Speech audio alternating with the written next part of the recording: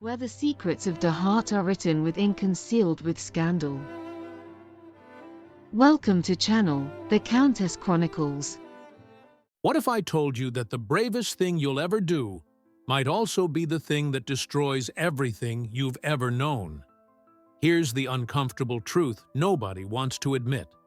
Sometimes the life everyone expects you to live is the very thing that's killing you from the inside out. We're taught from birth that duty comes before desire, that keeping the peace is more important than keeping yourself, that rocking the boat is the ultimate sin, especially if you're a woman in a world designed by men who never had to sacrifice their souls for stability. But what happens when you wake up one day and realize that the perfect life everyone's celebrating is actually a beautiful prison? When the marriage everyone's excited about feels like a funeral for the person you used to be? That's the secret nobody talks about at fancy dinner parties or writes about in society columns. Some cages are made of gold, some chains are made of tradition, and some prisons come with a 3-meter wedding train and everyone's approval. Let me take you back to a time when dukes and duchesses ruled estates, when marriages were mergers and women were currency, when saying "I do" was less about love and more about land deeds and family legacies. This is the story of Lady Catherine Ashworth, a young woman who had everything society said she should want: beauty, status, a wealthy fiancé, a wedding that would be talked about for generations. But here's the thing about having everything: it means absolutely nothing if you've lost yourself in the process. Catherine was promised in marriage to Lord William Pemberton, son of the powerful Duke of Pemberton, in an arrangement that would secure her family's fortune and elevate their social standing. On paper, it was perfect. In reality, it was a slow-motion catastrophe wrapped in lace and lies. The enigma at the heart of this story isn't why she almost went through with it. It's how she found the courage to stop it, and what happened next that nobody, not even Catherine herself, could have predicted. Here's what makes this story different from every other runaway bride tale you've heard. Catherine didn't just walk away. She stood at the altar in front of 300 guests, members of royalty, and the entire social elite of England. And she said the 3 words that would either destroy her life or save it: "I have an impediment." She objected to her own wedding. Can you imagine the shock, the scandal, the absolute chaos that followed? But that's not even the most unbelievable part. What happened next was so unexpected, so unprecedented, that it would become the most talked-about event in aristocratic history. The very man who'd arranged her imprisonment, the Duke himself, did something that nobody saw coming. Something that would challenge everything society believed about duty, marriage, and the price women pay for other people's ambitions. The revelation that unfolded in that cathedral would expose secrets that families had been hiding for generations. You might be wondering, why should you care about a story from centuries ago, about people in corsets and carriages living lives so different from ours? Here's why. Because the conflict Catherine faced isn't locked in the past. It's happening right now, today, in different clothes and different contexts. How many people do you know who are living lives they don't want because they're afraid of disappointing someone? How many are trapped in relationships, jobs, or identities that look perfect on the outside but feel suffocating on the inside? How many have swallowed their dreams to keep the peace, silenced their voices to maintain appearances, shrunk themselves to fit into spaces that were never designed for their full selves? Catherine's story is a mirror, and if you look closely enough, you might just see yourself staring back. The mystery isn't whether you're living authentically, it's whether you have the courage to admit when you're not. This isn't a fairy tale with a simple happy ending, and it's not a cautionary tale warning you to stay in your lane. This is something more dangerous and more powerful. It's a story about what happens when you finally choose yourself, even when it costs you everything. It's about the hidden truths that families don't talk about, the conspiracy of silence that keeps unhappy people pretending to be content, and the single moment of courage that can shatter generations of dysfunction. Catherine's journey from obedient daughter to woman who'd rather face scandal than lose her soul is uncomfortable, messy, and absolutely necessary. Because here's what they don't tell you about breaking free.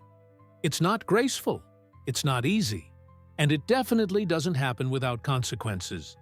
But sometimes, the consequence of staying is so much worse than the consequence of leaving.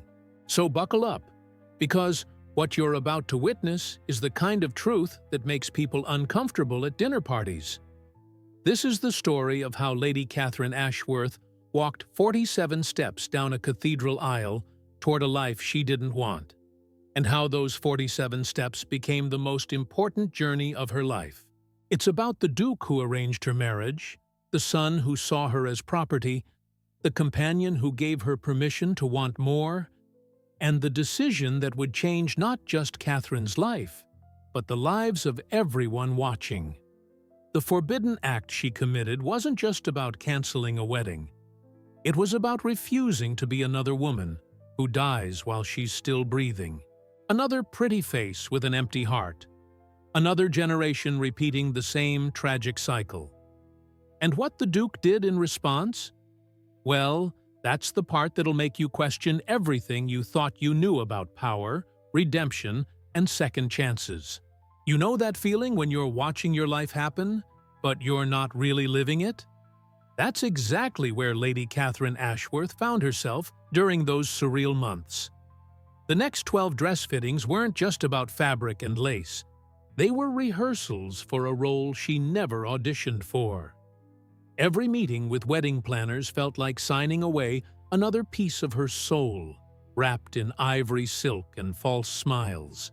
The dinners with Lord William's family were performances where Catherine played the perfect future Duchess, laughing at jokes she didn't find funny, nodding at traditions she didn't believe in. It's funny how society teaches us to call this preparation, when really, it's just conditioning. The newspapers wanted their photos, the church needed its rehearsals, and somewhere in all that chaos, the real Catherine started to fade like an old photograph left in the sun. This whole thing became a well-orchestrated conspiracy against her own identity, and she was the only one who seemed to notice the enigma nobody dared to question. Here's what nobody tells you about arranged marriages in high society. It's not about love, it's about mergers. Think of it like downloading an app that promises to be free.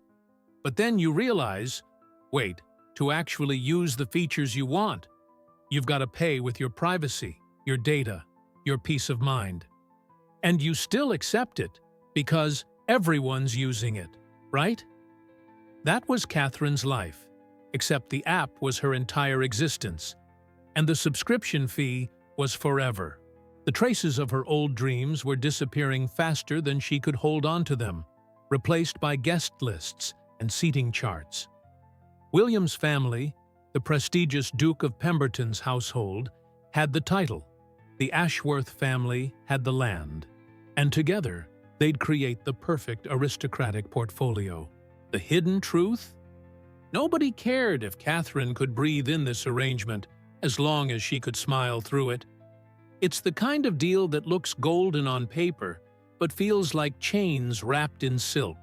The more time Catherine spent with Lord William Pemberton, the Duke's son, her soon-to-be husband, the clearer the picture became, and trust me, it wasn't pretty. William never asked her anything real, didn't know her favorite color, had no clue she was allergic to roses, yet somehow the wedding bouquet was red roses, go figure. Never even knew she played piano, something she'd done since she was 7. It's like being invisible while everyone's looking at you. The conflict was eating Catherine alive. How do you marry someone who doesn't see you? William would talk about her, never to her. "My future wife will decorate the house," he'd announce at parties, like Catherine was furniture he'd just ordered. "She'll give beautiful airs," as if she was a factory, not a person. "She knows her place," he'd say with that satisfied smile, and Catherine would feel her stomach turn. The silence she kept was deafening, but speaking up, that was forbidden in this world. Let me paint you a picture that'll make this hit home. Imagine someone introduces you at a party by saying, "This is John, he works in IT," as if you're just your job function, nothing more. Now multiply that feeling by forever. That's what it felt like when William would introduce Catherine. "This is my wife-to-be. Her function, exist beautifully and quietly." Every introduction was a reminder that in his eyes, Catherine wasn't a person with dreams, fears, passions, or quirks. She was a role, a position, a decorative addition to his life's resume. The mystery wasn't why Catherine felt suffocated. It was how anyone expected her to be okay with it. You can't build a life with someone who sees you as an accessory, yet somehow society kept insisting this was normal, traditional, the way things should be. The codes of nobility were clear. Women were meant to be seen, not heard, and definitely not considered. 2 weeks before the wedding, something happened that Catherine can't forget, no matter how hard she tries. They were at a rehearsal dinner at the Pemberton estate, one of those elaborate affairs with too many forks and not enough genuine conversation. William was on his 3rd glass of wine, that dangerous zone where people's filters start to slip. He was laughing with his friends, Lord Hastings and Viscount Blackwood, that careless laugh of someone who's never had to watch his words. And then William said it, loud enough for half the room to hear. "You think I wanted to marry her? Please. But her father's got the land I need, and she, well, at least she's pretty enough not to embarrass me in public." His friends laughed. William took another sip. He had no idea Catherine was standing right behind the marble column, close enough to hear every word, far enough to remain a secret. That moment crystallized everything. Catherine wasn't a person to him. She was a transaction with a decent face. The revelation hit her like ice water. This wasn't going to get better with time like everyone promised.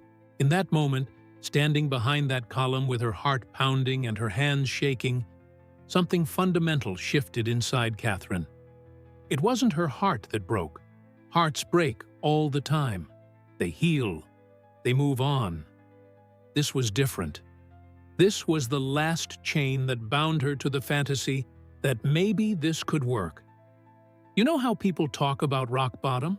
This was Catherine's, except she was wearing a designer dress and standing in a mansion. The lost feeling she'd been carrying for months suddenly had a name. She'd lost herself in trying to become what everyone else wanted. William's words weren't cruel because they were personal. They were cruel because they were casual. Catherine was literally an afterthought in her own engagement, a footnote in someone else's business plan. The enigma wasn't how to make William love her. It was how she'd convinced herself that she could live without loving herself. That night, Catherine didn't sleep. She sat in her chambers at Ashworth Manor, staring at the wedding dress hanging in the armoire like a beautiful ghost. French lace, imported pearls, a 3-meter train that cost more than most people's cars. It was stunning, really. But every time Catherine looked at it, all she could see was a shroud. Gorgeous, expensive, custom-made to bury who you really are beneath layers of expectation and tradition. The remnant of who she used to be, the girl who dreamed of marrying for love, who believed in partnership and mutual respect, felt like a distant memory. Catherine grabbed a notebook and did what she always does in crisis mode. She made a list. If I marry, family keeps the land, nobody's disappointed, financial security, social status. But 60 years of living a lie. If I don't marry, public scandal, family loses everything. I become a social pariah, complete uncertainty, but freedom. Freedom. That word kept echoing in Catherine's mind like a forbidden prayer. At 4 in the morning, Margaret Thornhill walked into Catherine's room with tea. She'd been Catherine's lady's companion since Catherine was a child. Margaret knew her better than Lady Ashworth. Catherine's own mother did. Margaret saw Catherine's face, saw the list, saw the panic spilling out of her like water from a broken dam. And then Margaret said something that changed everything, her voice steady and certain. "Miss Catherine, I served your grandmother, Lady Ruth, for 40 years. I watched her fade, piece by piece, until there was nothing left but an empty smile and perfect posture. The day she died, you know what she told me? Margaret, at least now I'm free. Don't let them say that about you." Margaret's words hit Catherine like a revelation she'd been avoiding. There's a kind of death that happens while you're still breathing, a slow disappearance of your soul while your body goes through the motions. And Catherine was choosing between dying all at once or dying slowly over the next 60 years. The conspiracy of silence around women's unhappiness in these arrangements suddenly made sense. They were all slowly vanishing, and nobody was allowed to say it out loud. The night before the wedding, Catherine didn't sleep a single minute. She lay in bed staring at the ceiling of her chamber, listening to the grandfather clock in the hallway count down the hours until her life would no longer be her own. Every tick felt like a hammer striking against her chest.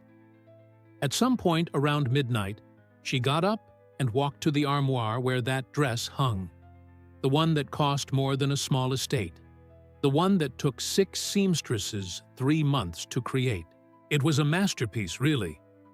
But here's the thing about masterpieces. Sometimes they're designed to capture you, to frame you, to keep you still forever. That dress wasn't meant to set her free. It was meant to preserve her in a role she never wanted. The secret Catherine carried in her heart was growing heavier by the hour, and she knew that by morning she'd have to make a choice that would either save her or destroy everything her family had built for generations. Catherine did what she always does when her mind is racing and her heart is breaking. She made a list. Sitting at her writing desk with a single candle burning, she drew a line down the middle of the page. On the left side, she wrote, "If I marry," and on the right, "If I don't marry." The words stared back at her like a judge waiting for a verdict. If she married William, her family would keep their lands. The Ashworth name would remain prestigious. Nobody would be disappointed. There'd be financial security for generations, social status beyond measure. But 60 years of living a lie, of dying a little more each day. If she didn't marry, there'd be a public scandal that would echo through every noble house in England.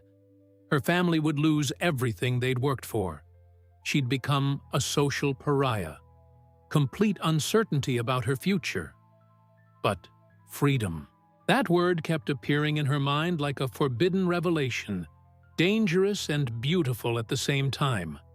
The conflict tearing through Catherine's soul wasn't just about duty versus desire. It was about survival versus truly living. Here's what nobody prepares you for when you're facing an impossible decision: the weight of other people's dreams on your shoulders. Catherine wasn't just carrying her own future. She was carrying her father's pride, her mother's social standing, her younger sister's marriage prospects, the livelihoods of everyone who worked on the Ashworth estate.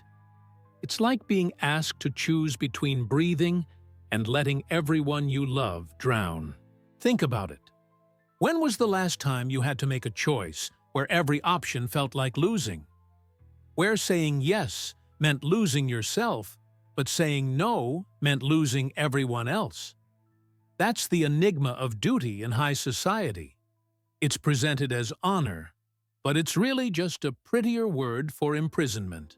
The hidden truth that nobody speaks about is that women like Catherine are taught from birth that their feelings are less important than their function, that their happiness is negotiable, but their obedience is mandatory. Around 2 in the morning, Catherine walked to her window and looked out at the gardens of Ashworth Manor. The moon was full, casting silver light across the rose bushes her mother had planted years ago. She remembered being 8 years old, running through those gardens with dirt on her dress and flowers in her hair, believing that when she grew up, she'd marry someone who loved her wildly and completely. That little girl felt like a ghost now, a trace of innocence that the world had slowly erased. Catherine pressed her hand against the cold glass and whispered to herself, "What would that little girl say if she could see me now?" The answer came immediately, and it broke her heart. She'd ask why you stopped fighting for her dreams, why you traded her hopes for other people's expectations, why you let them convince you that surviving was the same as living. The mystery wasn't how Catherine had ended up here. It was how she'd stayed silent for so long. At precisely 4 in the morning, there was a soft knock on Catherine's door. Margaret Thornhill entered carrying a silver tray with tea, chamomile, the kind Margaret always made when Catherine was troubled as a child. Margaret set the tray down, and her eyes immediately went to the list on Catherine's desk, then to Catherine's tear-stained face. For a long moment, neither of them spoke. Margaret had been with the Ashworth family for over 50 years. She'd served Catherine's grandmother, Lady Ruth, and now Catherine. She'd seen 3 generations of women in this family bend and break under the weight of duty. Margaret poured the tea with steady hands, handed Catherine the cup, and sat down in the chair across from her. "You're thinking of running, aren't you, Miss Catherine?" Margaret's voice wasn't judgmental. It was knowing, gentle, like she'd been waiting for this conversation for months. Catherine's hands trembled as she held the teacup. "Margaret, I don't know if I can do this. I don't know if I can walk down that aisle and promise to love someone who sees me as property." Her voice cracked, and the silence that followed felt heavy with years of unspoken truths. Margaret leaned forward, her weathered hands folding in her lap, and she said something Catherine would never forget. "Miss Catherine, I served your grandmother, Lady Ruth, for 40 years. I watched her marry the man her parents chose, watched her smile at every ball and dinner party, watched her become exactly what society demanded. But I also watched her fade, piece by piece, year by year, until there was nothing left but perfect posture and an empty smile. On the day Lady Ruth died, do you know what her last words to me were?" Catherine shook her head, unable to speak.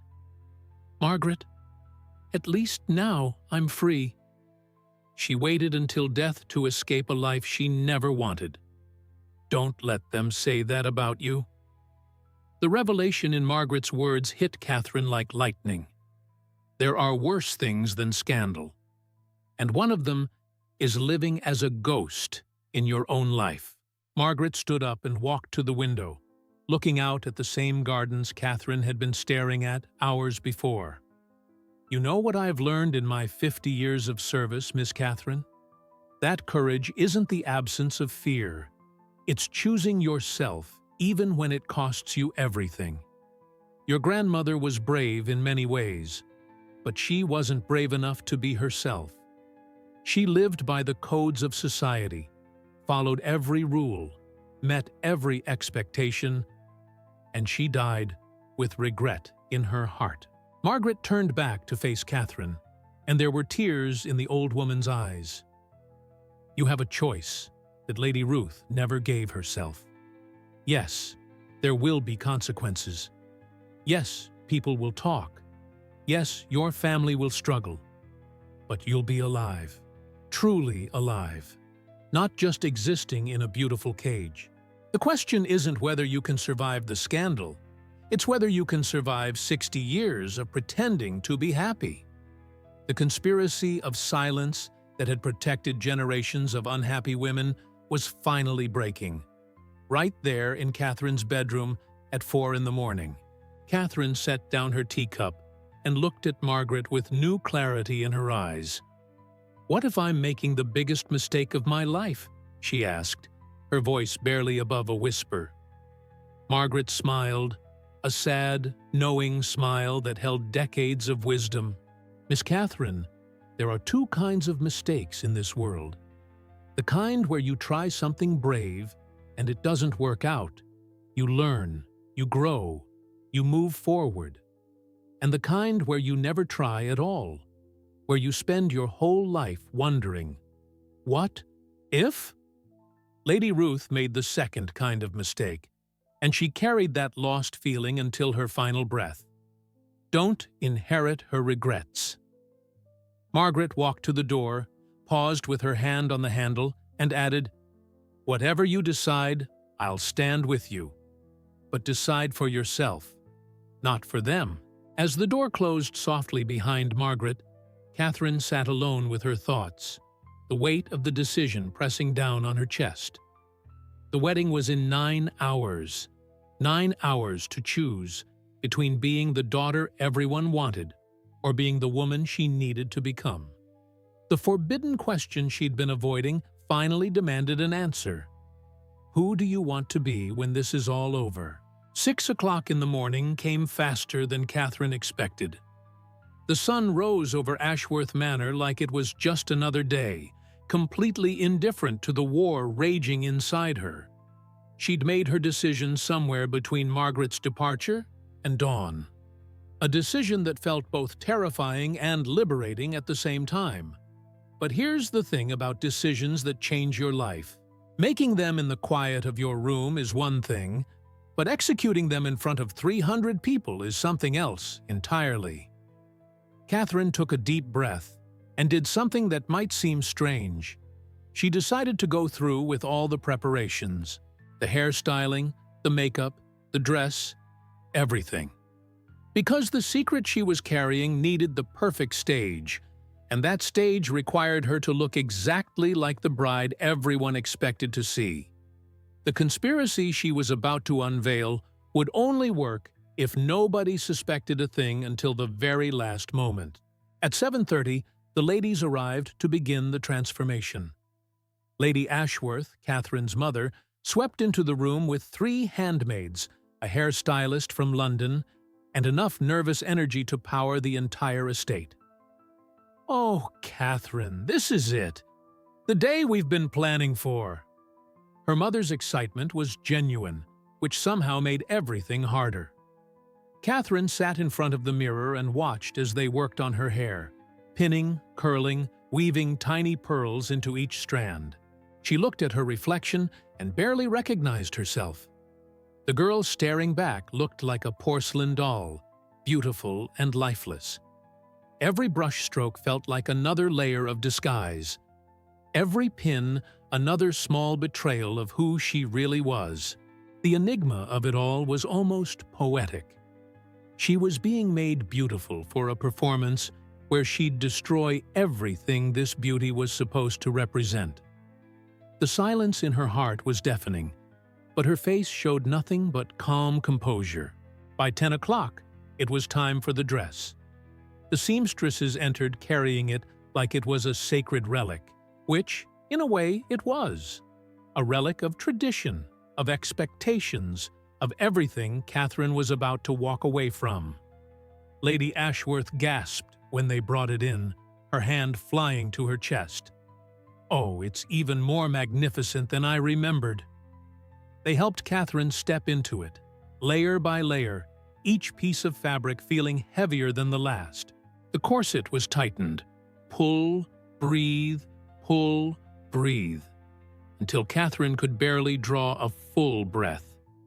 Isn't that just perfect? The dress itself was suffocating her before she even got to the altar. The veil came next, that long, delicate piece of lace that was supposed to symbolize modesty and purity, but really just felt like a curtain between Catherine and the rest of the world. As they adjusted the 3-meter train, Catherine caught Margaret's eye in the mirror. Margaret gave her the smallest nod, a trace of encouragement that said, "I'm with you, whatever happens next." Here's something nobody tells you about wearing a wedding dress. It's like wearing a costume for a play you never wanted to be in. Catherine stood there, fully dressed, looking every bit the perfect aristocratic bride. Her mother was crying tears of joy. The handmaids were complimenting every detail. The photographer was setting up his equipment in the hallway. Everyone was playing their part in this elaborate production, completely unaware that the lead actress was about to go off script.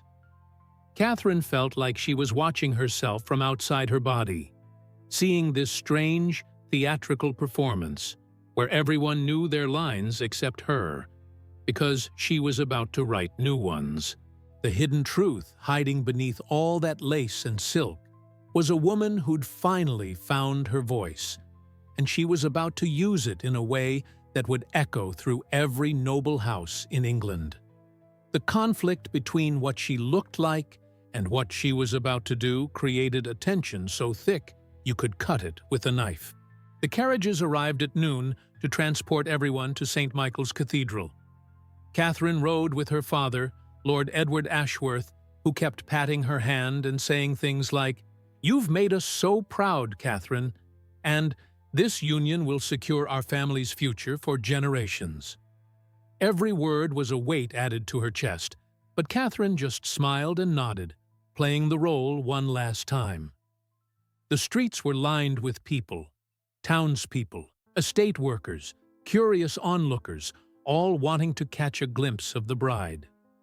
They waved and cheered, and Catherine waved back, this perfect puppet going through the motions. When they arrived at the cathedral, she could see the massive crowd of guests filing in. 300 people, all dressed in their finest, all there to witness what they thought would be the wedding of the season. Little did they know they were about to witness something entirely different. The mystery of what was coming hung in the air like electricity before a storm. Inside the cathedral's preparation room, Catherine had 15 minutes alone before the ceremony would begin. She could hear the organ playing, could hear the murmur of voices as guests found their seats, could feel the weight of expectation pressing down on every side. This was it, the point of no return. She thought about her list from last night, thought about Lady Ruth's dying words, thought about Margaret's encouragement, thought about that little 8-year-old girl in the garden who believed in love. Catherine walked to the small window and looked out at the cathedral grounds. Somewhere in that building, William was waiting at the altar, probably checking his pocket watch and thinking about the land deeds he'd soon control. He wasn't thinking about her, wasn't nervous about promising his life to someone, wasn't questioning anything. And that, right there, was all the confirmation Catherine needed. The revelation was crystal clear. A man who sees you as a transaction will never see you as a person, no matter how many years you give him. At exactly 3 o'clock, the music changed. The wedding march began, and Catherine heard the rustle of 300 people standing in unison. This was the moment. Lady Ashworth was crying happy tears in the front row. Lord Ashworth offered Catherine his arm, pride beaming from his face. The heavy cathedral doors opened, and Catherine saw it all. The flower arrangements, the candles, the faces turning to look at her, and at the very end of that impossibly long aisle, William standing with his best man, Lord Hastings. The walk from the cathedral doors to the altar was 47 steps. Catherine had counted them during the rehearsal.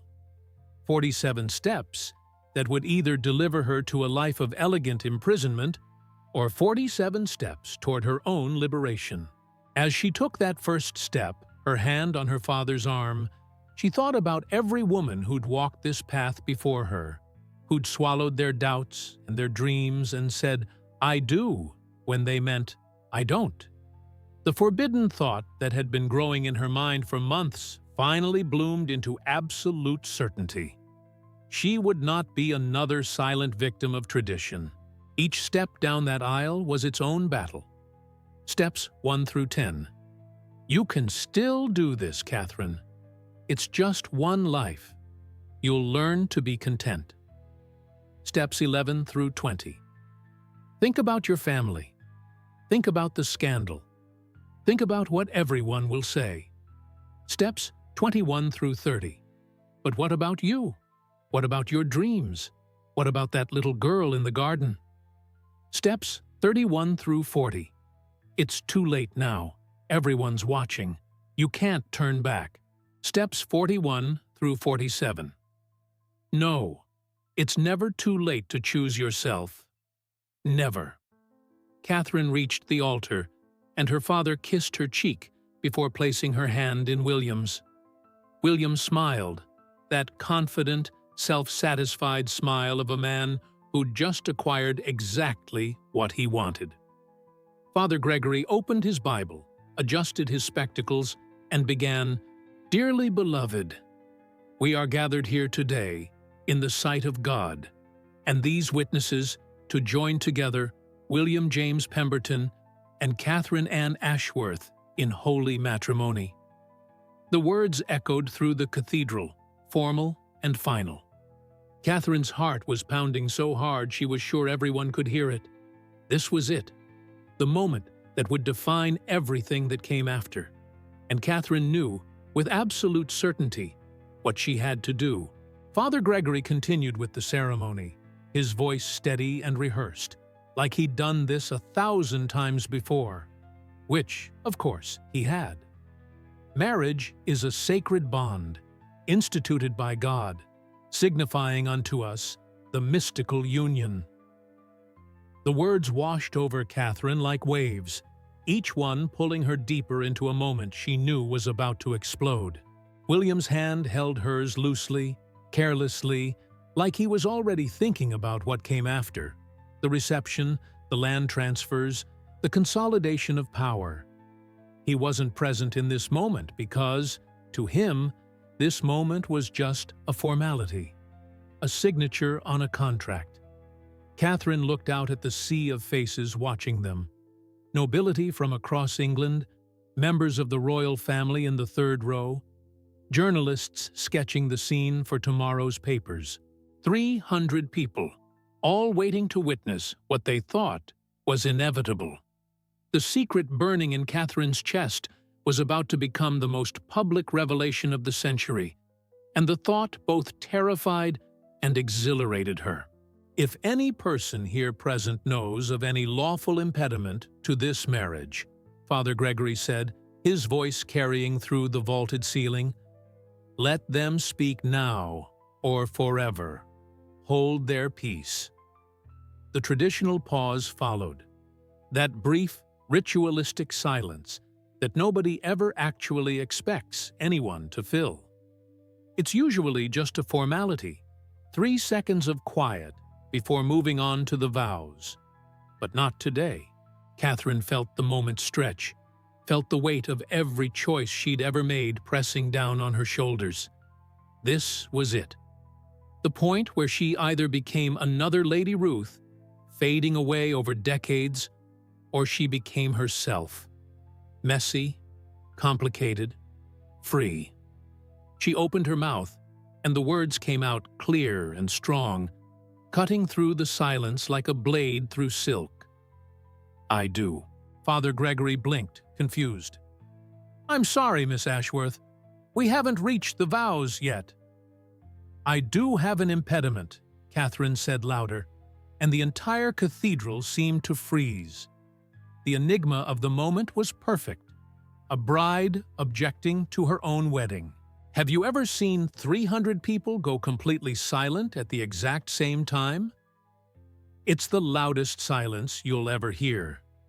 Every eye in that cathedral locked onto Catherine, mouths literally hanging open, trying to process what they'd just heard. Father Gregory looked like he'd been struck by lightning. William's grip on her hand tightened, his face going from confused to pale in seconds. In the front row, Lady Ashworth swayed and then collapsed in a dead faint. Lord Hastings and 2 other guests rushed to catch her. Lord Edward Ashworth stood up, his face turning a dangerous shade of red. But Catherine didn't look at any of them. She pulled her hand free from William's and turned to face the congregation. The conflict that had been tearing her apart for months was finally finding its resolution, and there was no turning back now. The hidden truth she'd been hiding was about to become the most talked-about scandal in aristocratic history, and she was ready for it. Catherine's voice rang out across the cathedral, steady and clear. "I apologize for the inconvenience, truly, I do. But I cannot marry a man who sees me as decorative furniture. I cannot promise to love, honor, and cherish someone who has never once asked me about my dreams, my fears, or even my favorite color." She could hear gasps rippling through the crowd, could feel the shock radiating from every pew. Lord William proposed to my father's land, not to me. He speaks of me as if I'm an acquisition, a means to an end, a pretty face that won't embarrass him at social functions. And I refuse, I absolutely refuse, to spend the next 60 years being a hollow version of myself just to maintain appearances and consolidate estates. The silence that followed her words was deafening. Some people looked scandalized, others looked fascinated. A few, surprisingly, looked like they understood. Catherine took a deep breath and continued, "You can write in your papers that I'm mad, rebellious, inappropriate, unladylike. You can whisper about me at your dinner parties and exclude me from your social circles. But when I look in the mirror tomorrow morning, at least I'll recognize the person looking back at me." William's shock transformed into rage so quickly it was almost frightening. His face flushed red, veins bulging in his neck as he grabbed Catherine's arm hard enough to hurt. "What are you doing?" he hissed, then louder, for everyone to hear. "You're humiliating me, in front of everyone. Do you have any idea what you've done?" His composure, that carefully maintained aristocratic control, shattered completely. "You'll regret this, Catherine.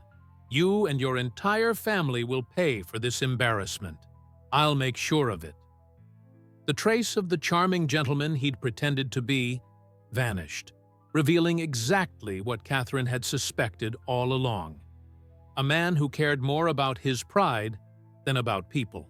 Lord Ashworth rushed forward, trying to grab Catherine's other arm, his voice a desperate whisper shout, "Catherine Anne Ashworth, you stop this madness right now. Think about what you're doing to this family." The forbidden act she'd committed was unfolding in real time, and the consequences were immediate and visible. The cathedral erupted into chaos. Some guests were standing, others were shouting. Lady Ashworth had come to and was now wailing dramatically. The journalists were frantically scribbling in their notebooks. This was the story of the decade, and they knew it.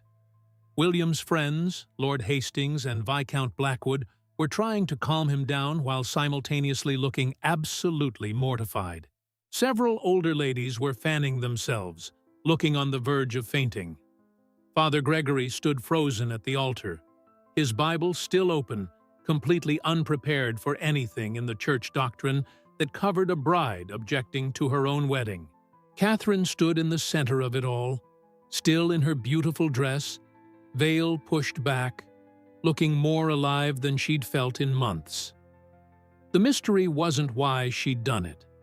It was how she'd found the courage. And then, just when Catherine thought the chaos had reached its peak, something happened that nobody, absolutely nobody, could have predicted. From the very back of the cathedral, a voice cut through the noise like thunder. "She's right!"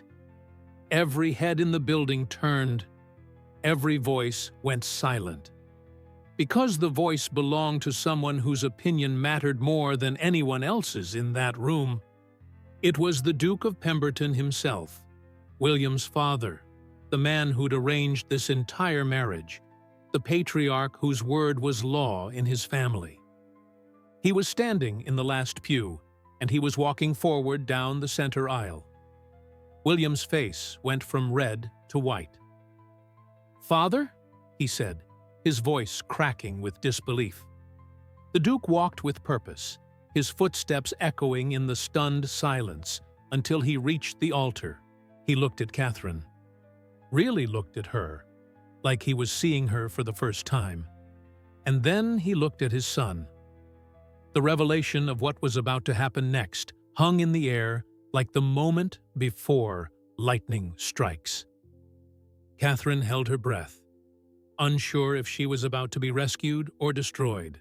The Duke of Pemberton stood at the altar and addressed the entire congregation, his voice carrying the weight of authority and something else: regret. 30 years ago, I stood at an altar much like this one. I married because it was expected, because it was practical, because it served my family's interests. I married a woman I barely knew, and I spent 3 decades making both of us miserable, because I never learned to see her as more than a duty. He paused, and you could hear people shifting uncomfortably in their seats. I failed as a husband. And worse, I failed as a father, because I taught my son the same poisonous lesson: that people are chess pieces, that women are property to be acquired, that marriage is a business transaction with a pretty face attached to it. He turned to look directly at William, and the disappointment in his eyes was crushing. I almost let you destroy this young woman's life, the same way I destroyed your mother's, and I won't allow it. Not anymore. The codes of aristocratic behavior were being rewritten in real time, and nobody knew what would happen next. The Duke walked closer to Catherine, and for a moment, she thought he might reprimand her, might try to convince her to go through with the wedding after all. But instead, he did something that made the entire cathedral gasp in unison. He bowed his head to her, a gesture of respect that a duke rarely, if ever, gave to anyone, let alone a young woman who'd just shattered his son's wedding. "Miss Ashworth," he said, his voice softer now but still carrying through the sacred space, "you have shown more courage in these 5 minutes than I have shown in my entire life. And I will not allow you to be punished for choosing yourself over the expectations of people who will never have to live your life." The secret he was about to reveal would change everything, not just for Catherine, but for everyone watching. William tried to interrupt. "Father, this is absurd." But the Duke held up a hand, silencing him with a look that could freeze fire. The conspiracy of silence that had protected unhappy marriages for generations was about to be dismantled by the very man who'd benefited from it most. The Duke reached into his jacket pocket and pulled out a folded document, the marriage contract that had been signed months ago, the one that outlined the merger of lands, titles, and fortunes. He held it up so everyone could see it, and then, in a moment that felt like it moved in slow motion, he tore it in half. The sound of ripping paper echoed through the cathedral like a cannon shot. "This contract is void," he declared, his voice ringing with finality. "There will be no marriage, there will be no merger, and there will be no consequences for the Ashworth family." Lady Ashworth, who'd been sobbing in the front row, looked up in shock. Lord Ashworth's mouth fell open. Catherine felt her knees go weak. She'd been prepared to lose everything, and instead, she was being set free. The enigma of the moment was almost too much to process. The man who'd arranged her imprisonment was now the one unlocking her cage. William's face went through about 17 different emotions in the span of 3 seconds. Shock, confusion, anger, betrayal, and finally, desperate protest. "Father, you can't be serious. We need their land. We need nothing that requires us to trap another human being in a loveless marriage." The Duke interrupted, his voice hard as steel. "I've spent 30 years watching your mother wither away, because I treated her like a business decision instead of a person. I watched her smile fade, watched her dreams die, watched her become a ghost in her own home. And when she passed away last year, do you know what her final words to me were?" The cathedral was so quiet you could hear dust settling on the pews. She said, "I hope whoever comes after me knows they have a choice. Your mother died without ever feeling like she had one. I won't let that happen to anyone else." The revelation in his words hit like a physical force. The Duchess had been just another Lady Ruth, another woman who'd lived and died in a gilded cage. The Duke turned back to Catherine, and there was something in his eyes that looked almost like gratitude. "Miss Ashworth, you did what my wife never could, what countless women in your position never could. You spoke up. You risked everything to choose yourself. And in doing so, you've taught me something I should have learned 30 years ago, that no amount of land, no title, no social standing is worth the cost of someone's soul." He reached into his other pocket and pulled out another document, a deed. "The Ashworth lands will remain yours, with no strings attached. Consider it a gift, not a transaction. Your family will face no financial consequences from today's events. And if anyone in this room dares to slander or ostracize you for what you've done here, they will answer to me personally." The hidden motivations behind his actions became clear. This wasn't just about Catherine. This was about the Duke trying to right 30 years of wrongs, trying to give someone else the freedom his wife never had. Catherine stood there, tears streaming down her face, unable to fully process what was happening. She'd expected to lose everything: her family's estate, her social standing, her reputation, possibly even her relationship with her parents. She'd been prepared to walk out of this cathedral with nothing but her integrity and the clothes on her back. But instead, she was being given something far more valuable: validation. The Duke of Pemberton, one of the most powerful men in England, was telling her, and everyone else, that she was right. That choosing herself over duty wasn't selfish or scandalous. It was brave. The mystery of why he was doing this didn't matter as much as the fact that he was. Margaret, still standing in the back near the cathedral doors, had tears running down her weathered face, and she was smiling, the kind of smile that says, "Finally." Finally, someone broke the cycle. The conflict that had defined Catherine's life for months was dissolving, replaced by something she hadn't felt in so long: hope. William, however, was not taking this well, at all. His face had gone from white to red to almost purple, and he looked like a kettle about to explode. "This is insane!" he shouted, his voice cracking with rage and humiliation. "She made a fool of me in front of everyone, in front of the Queen's representatives. You can't just... He gestured wildly, looking around for support, but found none. His friends, Lord Hastings and Viscount Blackwood, were backing away slowly, clearly not wanting to be associated with this disaster. The other guests were watching with a mixture of fascination and second-hand embarrassment. Some of the younger women in the crowd were looking at Catherine with something that looked suspiciously like admiration.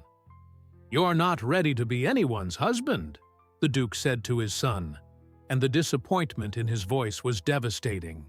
"You see women as possessions, marriage as a business deal, and love as something irrelevant to your life. Until you learn that people, especially the person you claim to want to marry, are more than their utility to you, you have no business standing at any altar. The trace of William's aristocratic composure crumbled completely, and he looked, for the first time, like what he really was. A spoiled man who'd just been told no. The Duke gestured to the congregation, his voice carrying authority that demanded attention. Let this be a lesson to everyone here.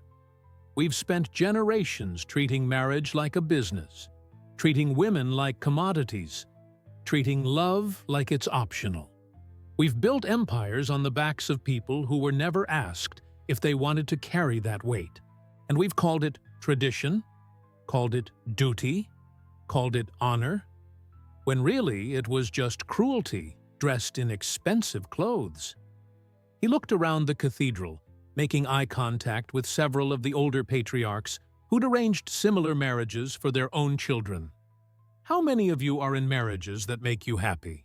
How many of your wives smile because they want to, not because they have to?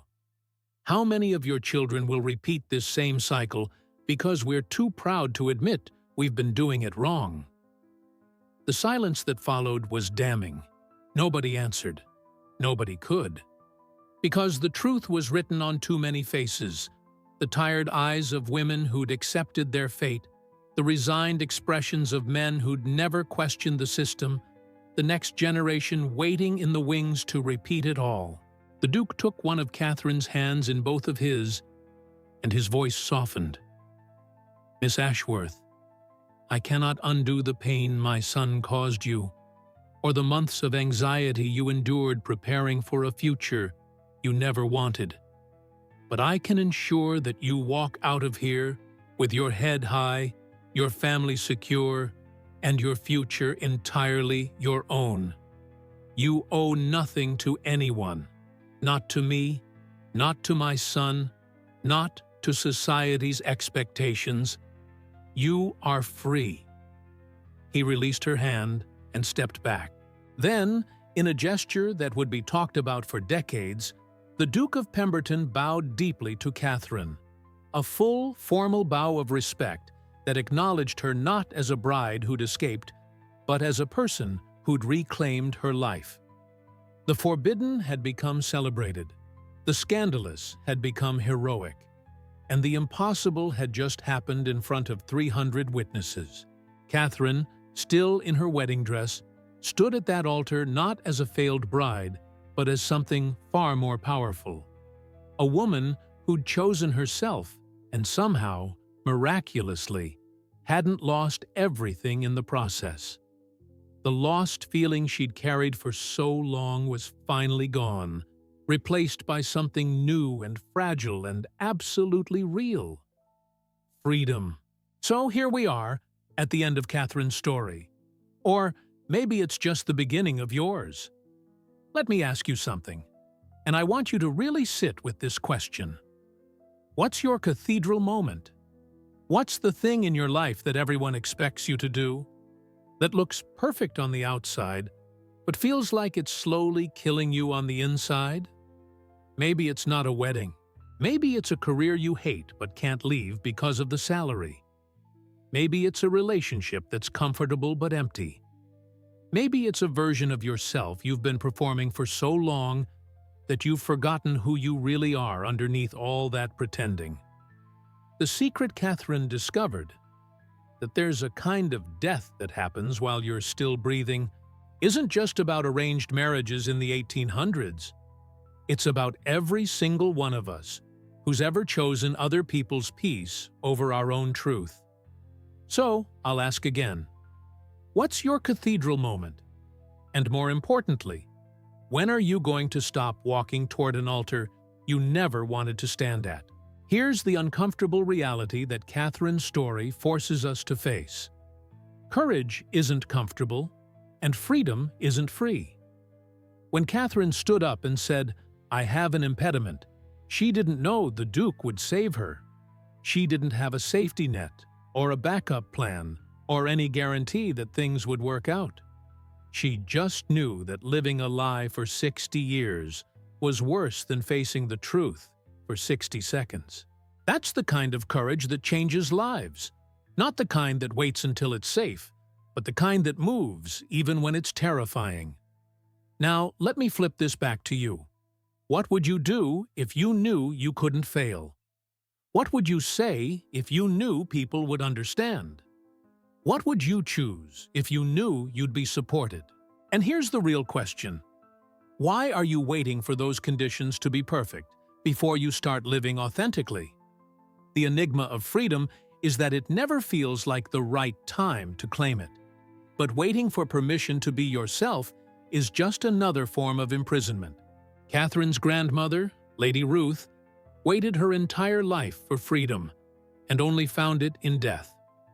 Margaret watched generations of women fade away, keeping their dreams locked up like forbidden secrets. The Duke himself admitted he'd spent 30 years in a prison of his own making, teaching his son to build the same walls. How many years are you willing to lose before you admit that the life you're living isn't the life you want? I know what you're thinking, but it's not that simple.